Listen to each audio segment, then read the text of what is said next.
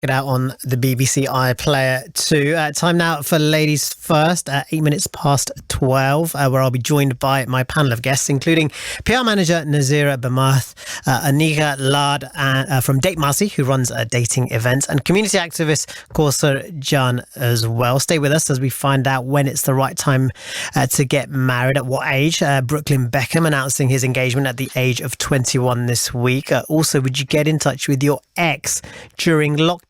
Come on, fess up. Have you or have they got in touch? Do let us know. We're also going to talk about whether women have to work harder after this pandemic. And finally, what's been the worst backhanded compliment you've ever received? Do get in touch with us, 03459 440 445. Text us on 81869. Ladies, welcome to the programme. Hi, good afternoon. Do you know what I was thinking? I was thinking, let's start off by finding out what you've all learnt this week. I'm just throwing a bit of a curveball in there. So let me start with Nazira. Anything you've learnt that's interesting about yourself, the world? Anything you've learnt this week that you can have sagely words of advice for our listeners? What have I learnt this week? I've learnt that...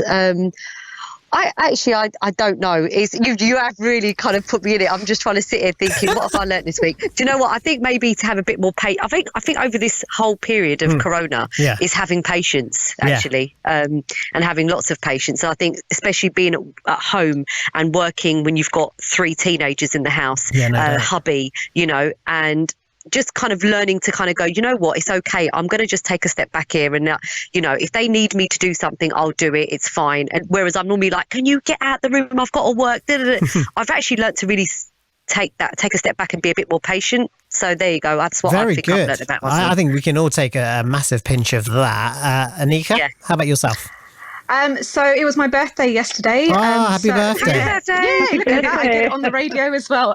So I think for me, obviously I was anxious because it was like, we're still in lockdown. But I think for me, it was the simple things. It was just people reaching out, remembering me, that really made my day. And I think one of the skills I've learned during lockdown, I've learned how to cut my husband's hair. So I'm actually pushing him towards going back to the barbers, but he seems to be loving my chair at home. So I don't know whether I've got battle on my hands. Has he been out in public with that hair? That's an interesting question. Probably just seeing family, but he does flaunt it quite a lot. Oh, does he? And he, I shouldn't say this, he's probably listening to me, but it started off really well, but then he realised I knew how to fade, and so the request started. And I think I've just dug myself a hole, to be honest. Listen, you've got a side hustle. I think you're dating to barbering. There absolutely, we go. Absolutely. If you need a fresh trim, call Date Marcy. Yeah, I've always got backup plans. There we go. That sounds good. It's a shame actually you ladies aren't in here, because I'm sure we would have had some cake as well to celebrate your birthday. That would have been great. Oh, that would have been great. But no, I'm trying to flatten my curve like everyone else, so maybe not. Do you know what? On that hair theme, my editor saw me today for the first time in a while, and he just sort of politely asked me, are you thinking of getting your hair cut anytime soon? No way. And so I turned around and I said, right, what's wrong with it? And he didn't really have an answer to that. So well, I think that's the thing, because the barbers are open. We just assume everyone's just had their hair cut, but it's going to take time because obviously they're backlogged. So I think it might be August, September by the time we see proper haircuts. Yeah. But I quite like it. I've got hair at the moment, touch wood, so I'm gonna keep growing it while I have it. So why not? And let me move on to Kausar as well. Kausar, what have you learned this week? Well, I'm actually a bit of a geek. I've been reading about trauma. I'm a teacher and also sort of been looking at trauma. But one of the new things that I've been looking at and learning about is racial trauma, how it actually significantly sort of about children and adults that encounter racism and how it can impact and manifest later in life. That is fascinating. They're very deep as well. You're very deep, yeah. I was going to say that during lockdown, a lot of people are delving into subjects, I think, or subject matters they may not have in the past, or subjects that they were already quite close to, but then I suppose going deeper and finding new layers to it as well. Yeah, definitely. It's been great to do that. Fascinating. Okay, excellent stuff. Right, ladies, let's start off with our first story of the day. It's a subject about getting married as well. When is the right time to get married, and at what age, more specifically? Earlier this week, Brooklyn Beckham, son of David, announced that his engagement to American actress Nicola Peltz, the 21-year-old model and photographer, who's also the son of Victoria, of course, had been dating for 8 months before he popped the question to his fiancée, who's 4 years older than him. But it's got us talking about when it's the right time to get married. Is 21 too young? What would you do in the same sort of situation? Also, are women fazed by dating or marrying younger men as well? As with all our subjects today, get in touch. 81869. You can text us. You can call us on 03459 440 445. Ladies, what are your thoughts on that? First of all, what is the right age to get married? I don't think there is a right age. There is. Yeah, I don't think there is a right age. Yeah, I don't think there is really a right age, and I think it really does depend on you as a person and your family and whatnot. Look, Brooklyn Beckham is by no means like us. Let's be honest here. He comes from a family that is really wealthy. When people say, "Oh, you're getting married at 21," they're going to be like, "Don't get." I mean, personally, I've got 3 children who are teenagers. I would never encourage them to get married young because, obviously, from my point of view, you do want to live life a bit. You do want to, travel the world, maybe, have holidays with your girlfriends, your boyfriends, whatever, all that kind of thing. And I would say, live a little before you settle down. Now, in terms of Brooklyn Beckham, we can't really compare him because, listen, they've got so much money, they've done everything. Do you know what I mean? And the girl he's married, or his new fiance, she's from her family of billionaires. It's a very different situation for them. Yeah. It's very different. I think, exactly, the whole thing, that live a little, whilst they're financially secure, but I don't think maturity-wise, they need to sort of go out and explore and to after 8 months of knowing somebody and getting married. And when you look at, these days, we're living till we're about 80 or something. So they're really going to be married to the woman for about 60 years and, and what just so good grief, you just think, grow up. At the age of 21, I had a longer relationship with like cartons of milk in my uni flat, I reckon. So exactly. I think it goes back to, obviously, 21 does really seem young because we're obviously all getting married in our 30s and 40s these days. So that's why it seems like a really, really big shot. But then you think back to our parents' generation, they all got married in their 20s. Beckham himself was 25. So I'm not saying that 21 is the age to get married, but I know from my perspective, I've been married 11 years, and from the age of 21, I started thinking about marriage and thinking I was ready for it. I then got married when I was 26. But that obviously dating has changed a hell of a lot in the last decade. So I think that's where the shock factor comes into it when he's turned around. But going back to what you were saying, celebrities' life is very different. So age doesn't play a factor at all. It's more their industry and their experiences that have brought them together. And even from my events, we've actually had somebody, a woman who was 5 years older who met a guy who was 5 years senior. So, and they were in their late 20s. So yes, it came across as a shock to me at the time. But what brought them together was actually their professional lives. So when they saw that similarity, that equaled them out, and age wasn't an issue for them, but it was for when their parents got involved. So I think that's where it comes from a society perspective.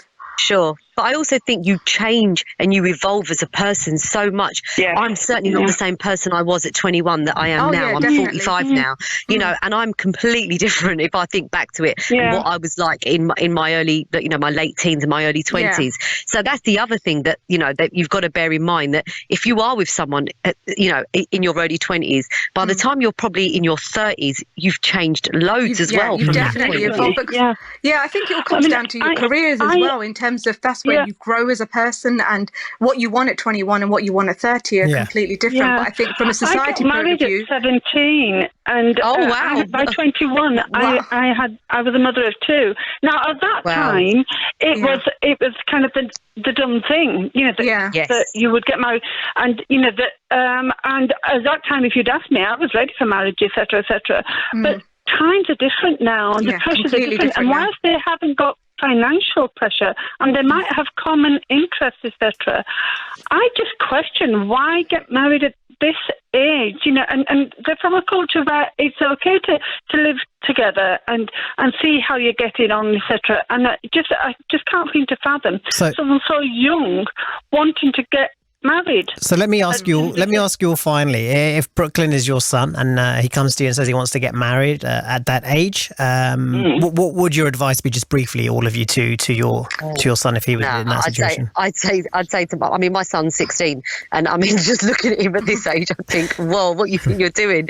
No, I would definitely discourage him to get married at that age. I would say, go and live a little, son. You know, go and explore the world. You know, and men. Sorry, Anka, but guys do mature later than women. I agree. I'm not going to argue with that.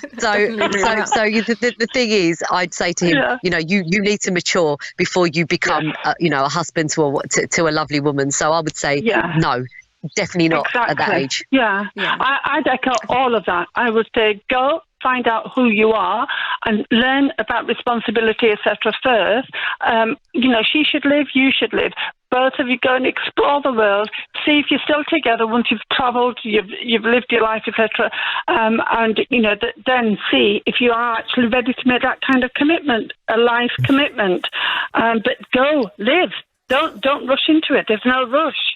Okay, right. Yeah. I like that. Very good. Good start. I want to also focus on something else in just a second regarding relationships as well, especially during lockdown. But we have had a caller, Pamela, who got in touch with us, listening to the conversation. You can get in touch as well, 81869. Text us. You can call us on 03459 440 445 as well. Pamela, welcome to the programme. Good morning, or afternoon it is now, isn't it? Afternoon now, isn't it? I know, where has the time gone this morning? I know. Lovely to have you on. Thanks ever so much for calling in, getting in touch. Just tell us a little bit about your thoughts on getting married at a young age. Are you married? Did you get married at a young age? I married when I was 19, and I had no problem with it. So I just feel they've made this assumption that you can get married before 21, especially men. Yes, men do take longer to mature than women. I agree with that. But they're all mature men at 21. So what are they complaining? What are they saying? I don't understand. How dare they say you can get married before 21? If people fall in love and they think they're right for each other, they've met their life partner, then what's wrong with that? Ladies panel? I don't think there's anything. No one's saying there's anything wrong in it. I just think that, look, I can tell you not from my own experience, but I've got many friends who married very young and who've got, like, we're the same age and their children, you know, like 10 years older than my children. They've unfortunately maybe have got divorced. For instance, I'm giving you an example here. And they are going wild right now because they never lived. You know, when I was out clubbing it, going out with my mates, going on holidays with my friends, they missed out on all of that. So do you think that's living? Going on holidays and having that's everybody. That's not to say that's everybody, But I think it's really, it's living. It's just about finding out about yourself and also not sort of settling down too early. But you don't know what you haven't experienced. Yeah, but life experience you can do together. Why can't you do that as a couple? You can do life experience. You can go clubbing. You can go on holidays. You can do all what you call life experiences together. I'm sorry, but if you've got that guy, you're lucky, mate. You're lucky if you've got a bloke like that who is really your soulmate. It's very, very rare that people meet their soulmate and they are together for life these days. I mean, you know, let's be honest. I understand that the rate of divorce and separation is very high. Yes, I understand that. But that, even if they're married at 27, 28, they still might get divorced 10 years later, 5 years later. Absolutely. So my point is, getting married young, you are more flexible to change. As you get older, you don't change. You get stuck in your habits, and it's very difficult to change your habits and difficult to change your viewpoints. But when you're younger, you can do that and you can work on that, and that's an advantage. Okay, but interesting. Also, what can also happen the other way, you know, as did in my case, you know, I got married very young and I was married for 26 years before I divorced.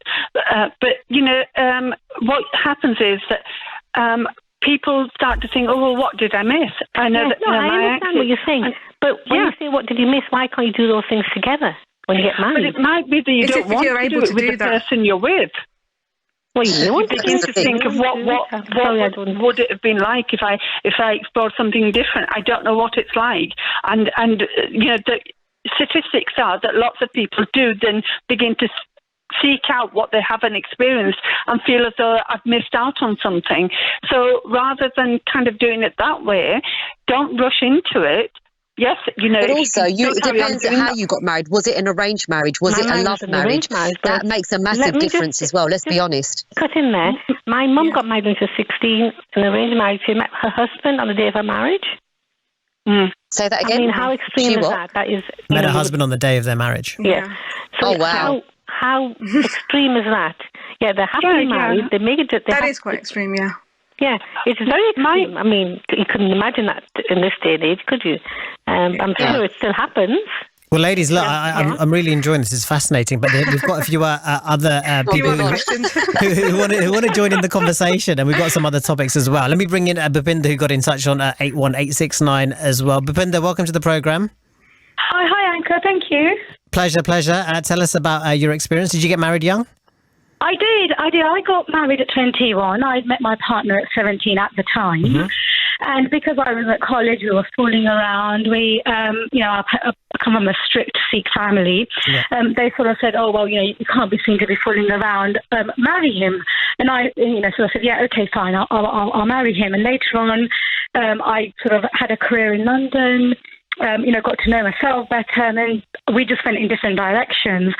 So marrying young, I think, you don't know yourself until you're sort of mid-20s and so on. And so we divorced, and I'm married when I'm a bit older, about 34, and now I'm like, this is my life partner. Did you feel pressure into getting married at the time? And at the time, when you were sort of being urged to get married, did you sort of say no at the time, or did you just say yes and went along with it? Oh, yeah, absolute pressure. I mean, I come from a family where at the time you couldn't just say, no, he's my boyfriend. We're just, having fun together. There was a lot of...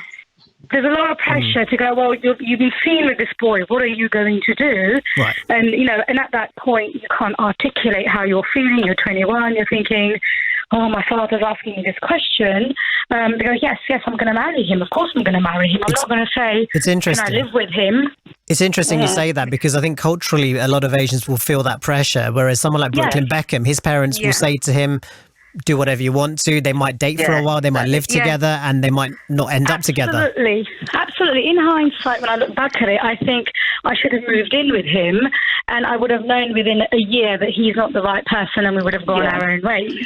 So I think it's definitely a lot of parents' pressure that comes through as well. Back in for a moment. Yeah, jump in. We went to a wedding, my husband and I, and it was a mature couple, and the speech, he made a speech, and he says, I'm glad I married this as my first wife. That's what he said. I've taken this partner as my first wife. So they had no intention of staying long term. Right. So the outlook is totally different now. People get married and think, it doesn't work out. We'll just get divorced and we'll find somebody else. But there are some that come to it at older age, and because you've evolved, and it's fantastic if you've got somebody that evolves with you and supports you in what you want to do, and you him. But what happens when you both begin to lead parallel lives? So therefore, and you hear of lots of people saying, oh, I don't really know myself, because what you've actually taken on is what your partner's needs are, and you end up doing kind of what. Yeah, and being like a husband pleaser. It's so easy now to lead separate lives, go your separate ways, get divorced. It's so easy now. It's, one time when my parents, when I was young as a child, divorce wasn't heard of, separation wasn't heard of. Oh, yeah, culturally. But now it's definitely becoming more of an move on subject. to the next partner. Okay, fascinating stuff. I enjoyed that. That was really good. There's a lot there. I dread to think if I was any of your sons, the sort of advice I would get if I sort of turned up and said no. Yes. Well, I think I was going to say from my perspective, it's a case of that. People in their 20s do start looking for a partner, and I think the pressure comes from their families. So obviously the parents are kind of honing down and saying, look, it's better to start looking now. It's going to take a while. So that pressure just kind of builds up. And I know I'm surrounded by lots of friends and family, and people, my events are run for mid-20s to mid-40s. So I see a range of different pressures that come to me. And that's where it comes from. Really, the parents are just like saying, now you've come off age, let's get on with it. And I think, like you said before, going back to your experience, I was in a similar situation. I was dating my partner at the time, and because worry of the society finding out, it was already, the question of marriage was already there, rather than actually just letting us have our relationship. So I think there is, it does kind of step back. But 21 is still quite young to some degree. What's really sort of changed, I'm 55, and what's changed, I remember when I was younger, it was the daunting expectation that you married young. And, there was a lot of pressure. And now that's kind of, been removed. There was a fantastic WhatsApp video going around about how we've got double standards for boys and girls. So the girls will say, make sure you don't stay, mix with boys, etc., etc. We're saying that at different stages. And then when they get to mid-20s, haven't you found a boy yet? And it is that. We're not taught how to date. That's the thing from our society. Exactly. We're told to get married, but we don't know how to date, and we don't know how to interact with the opposite sex. We're not allowed to, but then suddenly you're meant to get married and you're meant to know how to have children as well. Exactly. But you don't get taught that, and you never have those conversations. And hence people go behind the parents' backs to do that. Yeah, I have a lot of people that come to my events, and a lot of them always say to me, I'm here because I'm kind of ticking the box for my parents, but I don't realistically want to meet anyone. And it's hard for me because I think, well, you're wasting my time, you're wasting yourself, your own time, and also it's not fair on if you meet somebody else. But again, I mean, this is probably a different topic altogether, but I run Asian events, so people are coming, wanting to meet Asian people. But realistically, they might actually like somebody at work, but they're just too scared to pursue it. Yeah, from a different background or different faith or something. Yeah, because most of the relationships are happening at work, because that's when you're going to interact. You don't have society, community events anymore. So those chances of meeting somebody are very, very, they were pretty much decreased. Very slim. And then it poses the question of how committed are you to take this to your family, to pursue it through. But there's so many mixed marriages happening now, and I actually think it's brilliant because it's showing so much diversity. I think it's absolutely fabulous, and I feel as though kind of really envious of people that have been able to sort of stand up to their convictions and go for a mixed marriage. I think is absolutely fantastic, and I wish more would. Can I just jump in, Uncle? I mean, firstly, I think somebody said that, divorce is quite easy these days. I mean, I got divorced back in 2009, and that was after 8 years of family counselling, because I kept saying to my parents, I want to get divorced, and they held me to that decision I made at 21. They were like, there's no way you're divorcing, and we would actually have family counselling sessions to get us through. And then how long did that take? How many years were you? 7 years that took. And even then, my parents didn't support me because my career was going well in London. I had a project manager who supported me, and she transferred me to Southampton.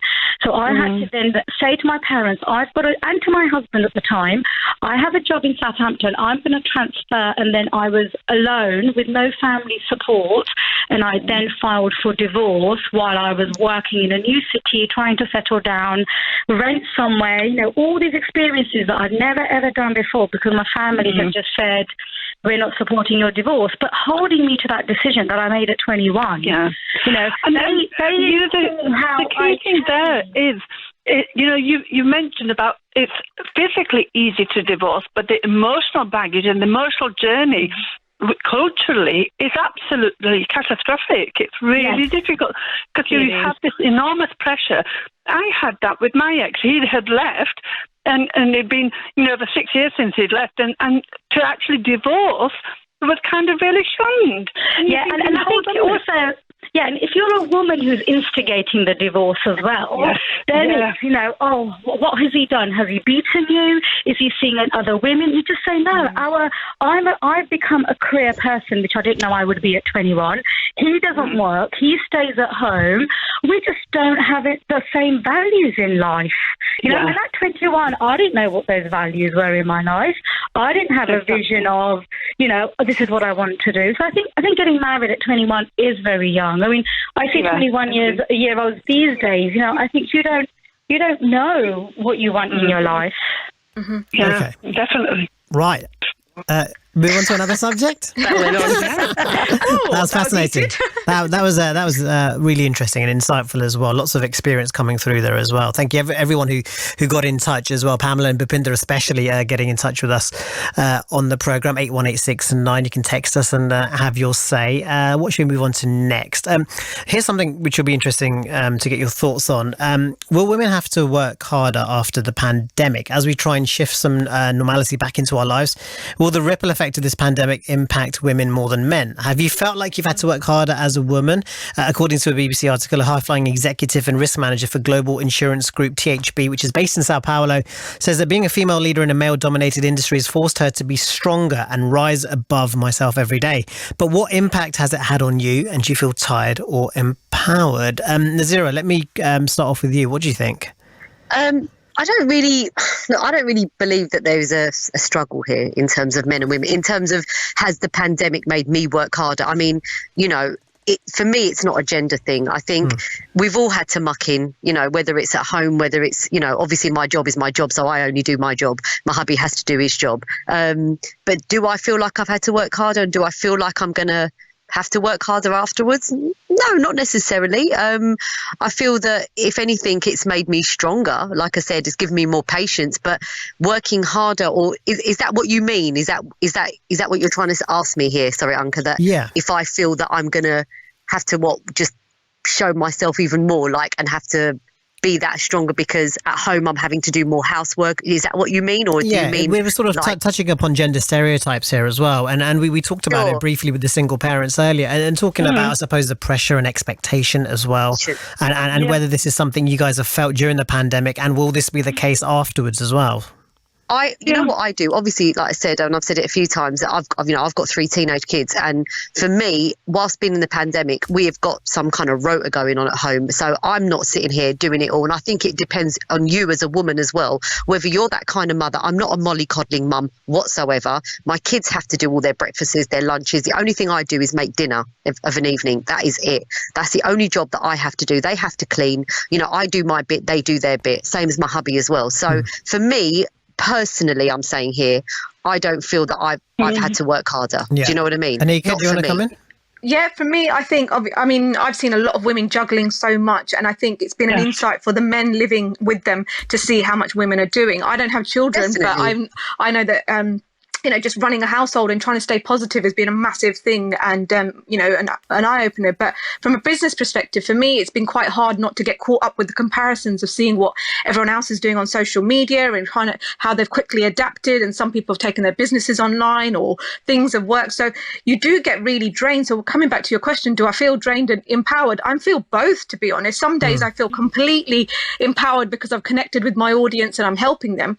And other days I just think, how can I move my business to do, because I run events. So it's, I'm dying to get back into the venues because all of my events are pretty much about face-to-face interaction and kind of giving people that, you can learn a lot from people's body language. I've done virtual events and yes, they've worked to some degree, but, people's confidence are completely not the same. You can't create that magic. So I'm desperately trying to think of how I can help them. And, and that's where I walk away feeling completely drained. And it's a shame because my business has been started from a passion, and I just feel like in that aspect women are, I really do feel whether businesses are going to survive because they've started from passion, and we really do have to work to keep it alive at the moment, resonate with our audience, keep in touch with them, and as well as everything else that's going around, doing shopping for your parents and all sorts as well. So Corsa?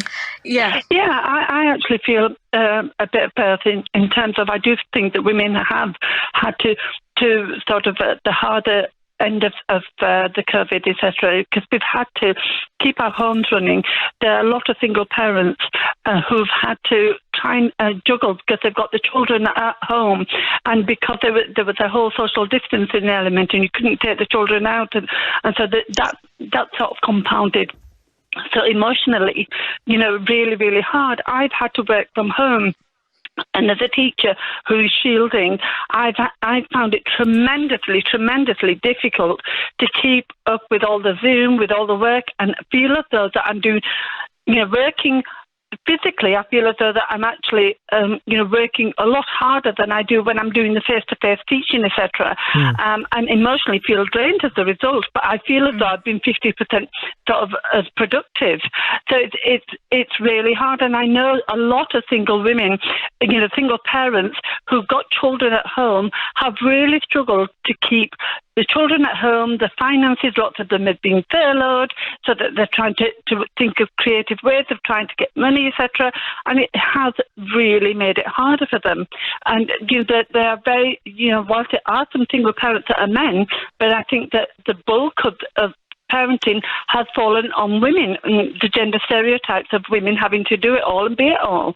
So it is really, really being challenging. And when you read about the women that have been furloughed, and you're reading about the gender pay gap, etc., it's inevitable that women are having to work twice as hard for half the reward, because we're still not on the pay scale that our male peers are on. There's still the bias within that, so it's reality. Tell me how it's affected your mental health as well, having to juggle the strain of different aspects of your life. It's family, it's work, it's outside pressure. I mean, I've definitely had down days. There's no question about that. I mean, because look, we're social beings. I love having family and friends over at my house. I'm a really sociable. I'm a PR, for goodness sakes. I'm always talking. I'm out and about a lot. So the lockdown, although I've adapted and I really have adapted, I do have down days where I'm just like, I'm so over it, and I just want to kind of go out, and I just want to go out partying, and I want to go see all my mates, and I just want to do everything and anything. And I think that is just so normal to feel that way. And it's just one of those things, but we're learning to adapt and we're learning to deal with it. And I think slowly we are coming to some kind of normality, if you want to call it that. But we know slowly we're all... The emotional journey, that's going to stay with us. I don't think that we're going to be able to park that, because I know that working from home, and I've got my colleagues that are actually in school, and the guilt factor associated with that, thinking that you should be there, because we know that how challenging it is for those that are actually front facing, and then also sort of all the things that you're involved with, you're having to find creative ways about juggling those. I'm sort of very sociable as well. I'm always attending face-to-face meetings. Now those have gone on to Zoom and webinars, etc., and speaking on webinar and what. And I found that a lot physically draining. Emotionally, I found that I've not felt that I've done enough. And then you have that kind of guilt factor, thinking, if I was out there and I could do this, this is what I would have been doing. And it's kind of, reminding yourself that this is hopefully a temporary thing, and, that this too will pass. But it really has taken its toll. And I think that, post this, post-quote normality, whatever that new normality looks like, I think we're going to find a lot of people, significantly women, who are going to have mental health issues related to the lockdown. Potentially even a mental health pandemic, so to speak. A lot of people have sort of talked about that. And the trauma that's associated with it can last for generations potentially. Yeah, and the children in all of this because you've got to realise that a lot of children are not spoken to, or things aren't explained.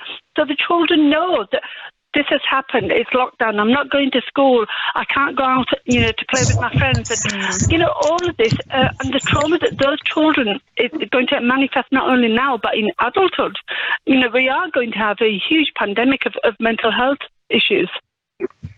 Yeah, I think definitely in terms of reaching out as well. I mean, we make it so easy, but I realised how important and how much I was surviving on that interaction. So I work for myself. So before this lockdown, my highlight of the day was going to Sainsbury's because I could actually interact with the employees there. And then that all just changed. And then, actually it worked out in the week that I found that the days I was going shopping were my worst days.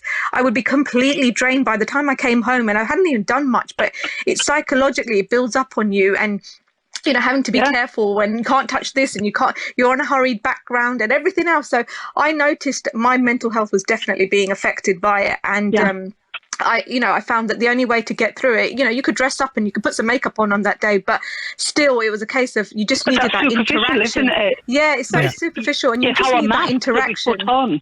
Yeah, and you just need to keep talking to people. But then there's that guilt factor. You don't want to keep bothering everyone either as well. So sometimes you're relying on somebody calling you, and then they just have to ask you, how are you doing? And that's it. It all comes out. It all comes out, yeah. And there's added pressure for South Asian families, I think, in particular, because if you look at it from the multi-generational households a lot of us would live in, you have your children, you have your partner, and you also have your parents or potential in-laws as well. And that's another added stress and worry as well, and it can all boil up, and it's not there's no instruction guide to sort of say, right, here's how you cope with it. And the fact that COVID has impacted on our communities significantly, that because of the multi-generational element of it, and also sort of about the bias in healthcare systems and support that we've had. So, it will be something that we do need to ask, and we need to make sure that we've got our place at that table when decisions are being made, for us, that we need to have our voices heard, and we need for them to understand, what our families are like in terms of they're not the nuclear family of 2.2 children, etc. That's right. Yeah, 100%. I mean, obviously, what I've done, I've really got into. I mean, I used to go to the gym anyway, but what I've done in the pandemic is go out. I go for a walk every morning, and I feel that just kind of, it really clears my mind, and I'm set up for the day. So I've done that pretty much every single day since pandemic started, and I tell you what, it's something that I never would have probably done before. And so that's the positives.